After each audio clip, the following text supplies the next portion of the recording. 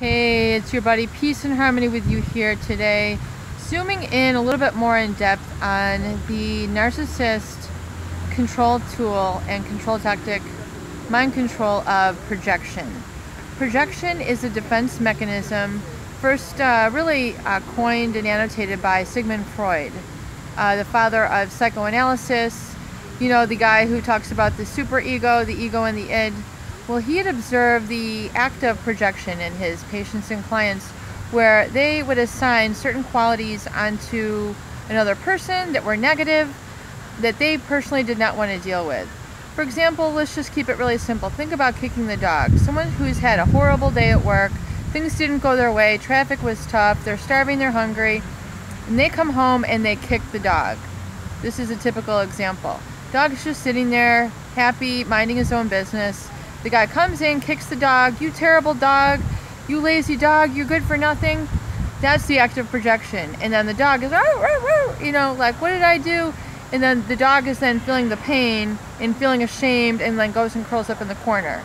That's the act of projection. So rather than the guy being like, man, I need to get it together, I had a bad day, it's better now, I'm at home, I should chill out and relax, rather than, not having a defense mechanism, somebody will, a narcissist who wants to, seem all perfect and invulnerable and impenetrable will participate in the act of projection. So rather than feeling weak, rather than feeling vulnerable, rather than feeling like a human, which is of course not kosher for a narcissist because they want to come off as the end all, be perfect, I am perfect, I've got it buttoned up, you can't mess with me, you guys are all suffering in your own little miserable peon world, and then here's me, the narcissist, who is immune and impenetrable.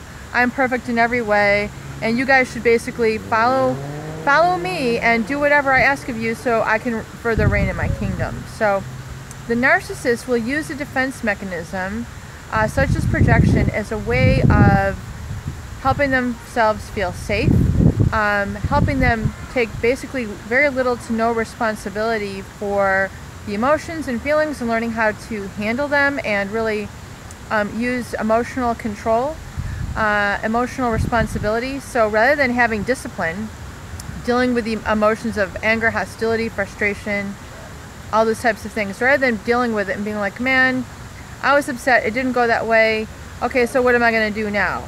What's plan B? What are we going to do? Rather than being emotionally mature, being able to think through it, process through it, rather than letting their anger and their hostility get the best of them, run away with them, they will keep on that hostility, they'll keep it festering, they'll keep it going, but then they'll use a defense mechanism, which means they'll use projection to keep themselves looking perfect, but then basically making an other person in their environment guilty for the very same thing that they are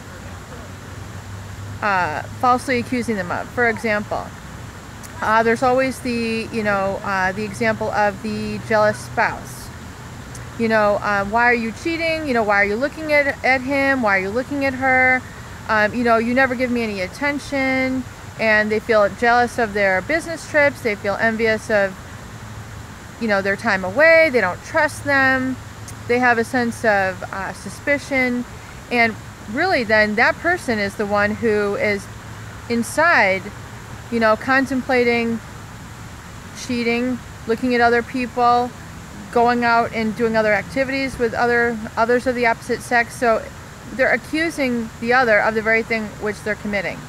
Or for example, this happens a lot also. We see the mother who is jealous of their teenage daughter going to college, maybe living the life that they never had, with friends, happy, maybe they have a vehicle, they're humming along, and the mother continually berates, criticizes this young teenage girl, this, in college, graduating high school into college, for criticizing them for, why do you want to wear that dress? Or why do you want to wear that makeup? Or why do why are you hanging around with these people?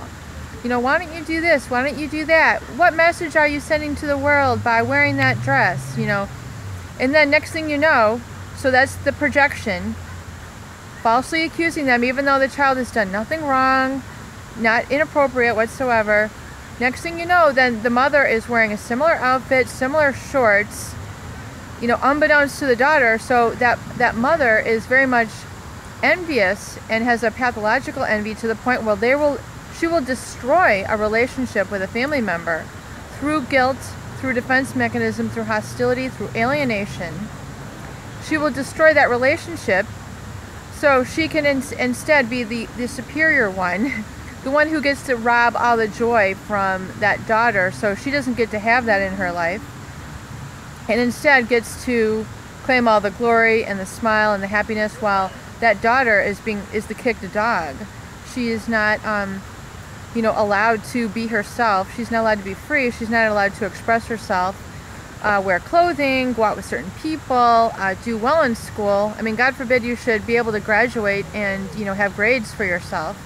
You know, God forbid you should be able to have guidance and support and, you know, parents who are present and awake. You know, instead they're off drinking, you know, drunk, blacked out, not there for the kids. You know what I'm saying? It's basically crazy making. So that is part of the chaos that is involved in a very serious narcissistic tool of projection. And if you've been on the receiving end of this, I mean, you can just type in the comments, I get it. But I hope this helps you identify and realize a very strong and pervasive cardinal narcissistic tool of projection, where they falsely accuse and keep down another, keep them stunted, keep them from growing, keep them from happiness, from joy, while they then in turn get to rise above because they have kicked out all their aggression onto this person. That person is down and wounded, and they get to carry on, ha ha ha. You know, the narcissist holds it together. They're superior. Once again, they maintain their superior stance. So I hope this video helps. Please do share for people who need it, and please subscribe for more great tools, videos, discussions, and support.